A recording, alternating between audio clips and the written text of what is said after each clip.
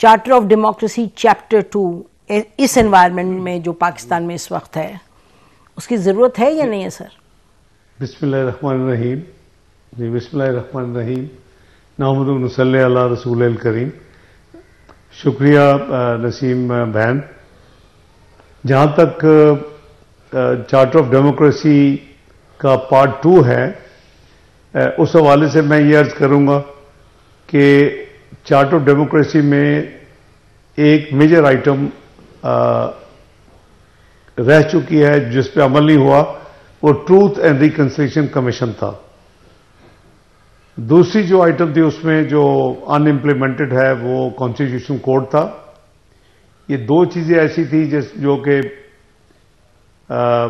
Peoples party की हुकूमत में हमारा आपस में चूंकि कंसेंसस ना हो सका कि हम चाहते थे वो हो, लेकिन सर्टन रीजंस थे तो वो नहीं हो सका। तो मेरा ख्याल है कि ट्रूथ एंड रिकंसिलिएशन कमीशन से बहुत चीज़ें सॉल्व होंगी, क्योंकि पिछले चंद सालों में बहुत डीप कॉन्स्पिरेसीज हुई हैं। वो चाहे डॉन लीक हो, चाहे पनामा लीक हो, चाहे प्रोजेक्ट 2011 हो, तो वो एक तरफ कॉन्स्पिरेसी का जो उसके कॉन्सिक्वेंसेज वो आपके सामने हैं कि 2018 में एक हुकूमत आई, वो फिर 2022 में चली गई। लेकिन बहसीयत पाकिस्तानी मुझे ये तकलीफ है कि अनफॉर्चुनेटली पाकिस्तान की जो मईशत थी वो 24वीं दुनिया में मईशत बन चुकी थी 2016-17 में, जब मियां नवाज शरीफ साहब प्राइम मिनिस्टर थे। हमने एक मैक्रो इकोनॉमिक अनस्टेबल पाकिस्तान को 2013 के इलेक्शन जीतने के बाद पकड़ा था। 6-7 महीने में प्रिडिक्टेड था कि डिफॉल्ट करेंगे, लेकिन अल्लाह के फजल करम से ना सिर्फ डिफॉल्ट नहीं होने दिया, बल्कि पाकिस्तान मईशत वहां चली गई जहां लोएस्ट इन्फ्लेशन पिछले 40 साल से ज्यादा, जहां लोएस्ट इंटरेस्ट रेट्स 6.25%, जहां बेहतरीन स्टॉक मार्केट यानी साउथ एशिया में और 5th best in the world, 6% से क्रॉस कर गई हमारी जीडीपी ग्रोथ।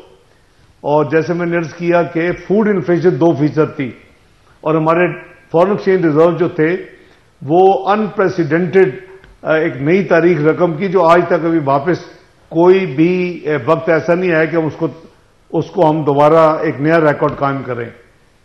तो मुझे तो सबसे ज्यादा उस तमाम प्रोसेस की, कॉन्स्पिरेसी की, प्रोजेक्ट 2011 की ये तकलीफ है बहसीयत पाकिस्तानी कि पाकिस्तान की अवाम जो आज अपनी तकालीफ सफर कर रही है, वो उसमें महंगाई हो, उसमें बेरोजगारी हो, उसमें कारोबारी और तजारती लोगों के मसाइल हों, वो हमने जो 2018, 2022 में जो हमने जो परफॉर्म किया है और जिसके नतीजे में पाकिस्तान की मईशत 47वीं नंबर पे पहुंच गई दुनिया में 24वीं से, और कहां G20 में हम एंटर हो रहे थे, कहां हम 47 पे पहुंच गए।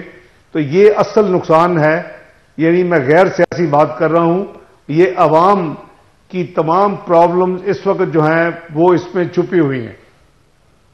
डॉक्टर साहब तो आपने चार्टर ऑफ डेमोक्रेसी आपका सवाल जो था नंबर 2, मैं समझता हूं उससे ज्यादा चार्टर ऑफ इकोनॉमी की जरूरत है इस वक्त जी। लेकिन डॉक्टर साहब आपने जो कि चार्टर ऑफ डेमोक्रेसी में भी आ सकता है या सेपरेट भी हो सकती है।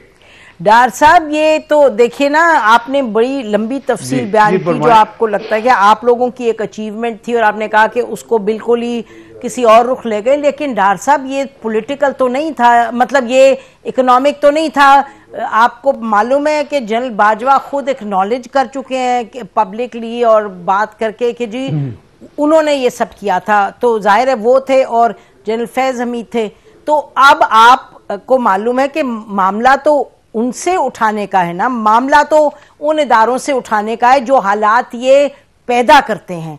तो कहने को तो आप सियासतदानों को एक दूसरे को कंप्लेन आप करते रहें, लेकिन कौन ये इनेबलिंग एनवायरनमेंट कौन पैदा करता है? तो ट्रूथ एंड रिकंसिलिएशन कमीशन में अगर आप उन लोगों को भी हिसाब किताब उनका करेंगे तो फिर 100 बिस्मिल्लाह, नहीं तो आप पहले ये फरमा दीजिएगा कि ट्रूथ एंड रिकंसिलिएशन में इन लोगों का भी हिसाब किताब होगा या नहीं होगा, नहीं तो ये तो साइकिल चलता रहेगा जी। देखिए, मैं समझता हूं कि एक तो चॉइसेस दो होती हैं किसी भी हुकूमत के लिए। इमरान खान साहब के लिए भी चॉइस थी कि भाई या वो काम करें, जहां मईशत आपने छोड़ी थी उसको कंसोलिडेट, गेन्स को करें, और उन गेन्स को कंसोलिडेट करके जो वर्क प्राइस वाटरहाउस कूपर्स ने पाकिस्तान को दुनिया की जो प्रीमियम फाइनेंशियल क्लब है G20 उसमें शामिल होने की जो 20-30 की उम्मीद दी थी, उसको जल्दी करने की कोशिश करें, उसको 2-3 साल कम करने के लिए काम करते।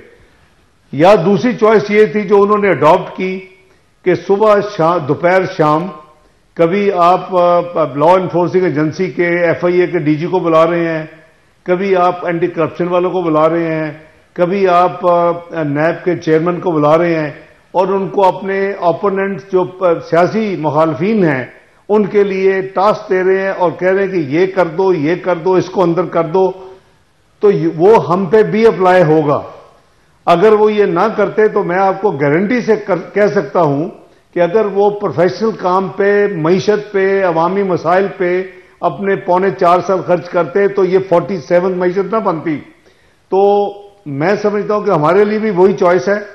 और मियां नवाज शरीफ ने मीनार पाकिस्तान में बगैर किसी कंफ्यूजन के एक क्लैरिटी के साथ बता दिया है कि उनका हदफ क्या है, उनका गोल क्या है, उनका ऑब्जेक्टिव क्या है। वो ये है कि हमने पाकिस्तान के अवाम की मुश्किलात को दूर करना है, जैसे 2013 में शुरू किया था, वो काम हमने उसी तरह करना है। हमने 24वीं मईशत नहीं, अब हमने कोशिश करनी है कि हम G20 में 5 साल में चले जाएं।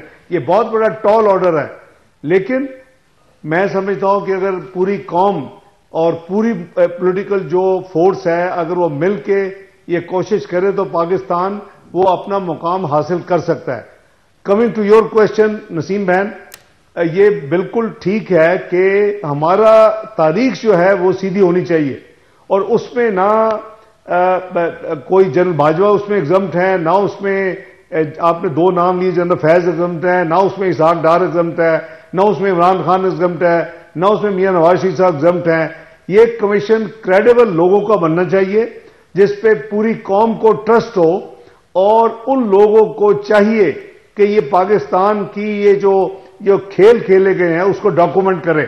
और मैं कई चीजें बताऊं आगे जो मैं अवाम में नहीं बता सकता। आपको याद होगा 2018 में आपने जब लंदन में मुझे आके आपने इंटरव्यू किया कि जी आपका क्या मसला है, वाई आप एग्जाइल में गए हैं, तो मैंने आपको बता दिया था। और कुछ उसकी भिनक जो है वो प्रिंट मीडिया ने छापी भी, डार वर्सेस द जनरल।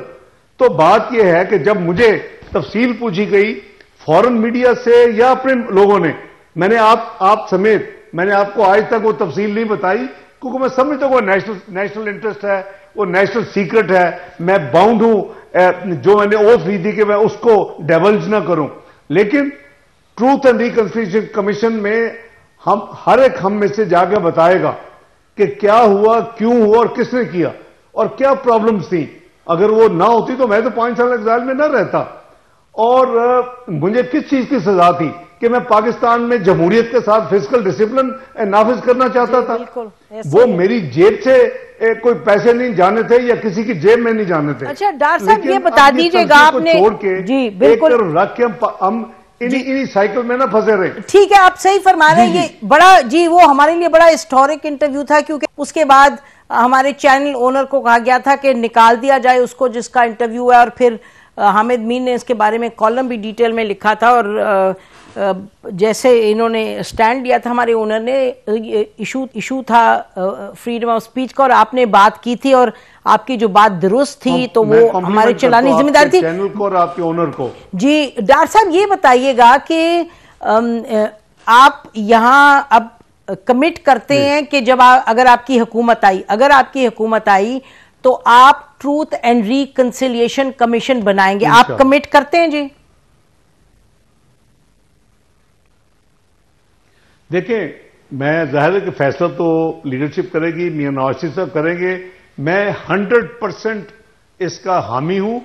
मैं पूरी कोशिश करूंगा, मेरा जितना छोटी मोटी मेरी स्पेस है पार्टी में, मैं ये खिदमत होगी। ये इंतकाम के लिए नहीं है, ये कोई किसी को सजाएं देने के लिए नहीं है। ये नेम शेम होगा, पता चलेगा किसने क्या किया। एक हकायक जो है आएंगे आने वाली जो हमारी जिंदगी है, लोग उससे सबक सीखेंगे कि ये काम करेंगे तो एक दिन हमारी तफसील कौम में आएगी, अवाम में आएगी, और जो ट्रूथ एंड रिकंसिलिएशन कमीशन की जो फाइंडिंग्स होंगी, जो रिपोर्ट होगी, उसको पब्लिक करना चाहिए। मैं इसका बिल्कुल हामी हूं।